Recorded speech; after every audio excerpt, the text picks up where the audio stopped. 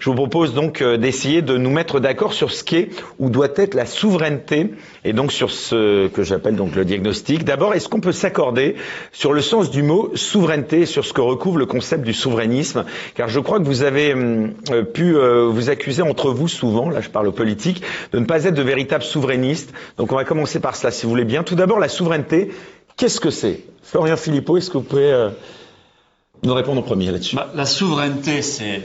Souveraineté, c'est souverain. Ça vient de là, hein, c'est le souverain. Donc c'est assez simple pour moi. C'est la souveraineté, c'est celui qui a la souveraineté, c'est celui qui décide en dernier ressort.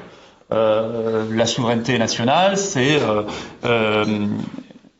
la capacité qu'a un pays ou pas, s'il a la souveraineté nationale, il a la capacité de maîtriser son destin, de décider quelle politique il souhaite mener ou pas dans différents domaines. On peut rentrer dans le détail, mais enfin voilà, c'est tout, c'est assez simple. C'est pour cela que, par principe, vous ne pouvez pas avoir dans un même pays, pour un même peuple, deux souverainetés en même temps. C'est ça que je le dis directement d'emblée. Quand Macron nous parle de souveraineté nationale et de souveraineté européenne, il y a un problème. Il y a évidemment un problème. C'est évidemment une entourloupe.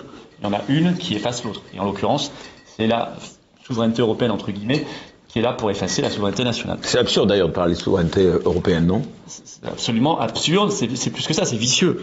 Parce que ça permet quand même de dire le mot souveraineté, ce qui va sonner agréablement à l'oreille de certains, mais pour l'effacer en fait, pour mieux l'effacer, parce que souveraineté européenne n'est pas possible, il n'y a pas de peuple européen.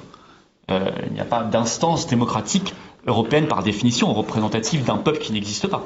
Donc si vous donnez le pouvoir à une pseudo-souveraineté européenne, en fait vous la donnez à des gens qui ne sont pas élus, qui ne représentent que des lobbies et qui n'ont pas de légitimité. Et donc c'est extrêmement dangereux. Donc c'est non seulement une arnaque, mais c'est très vicieux.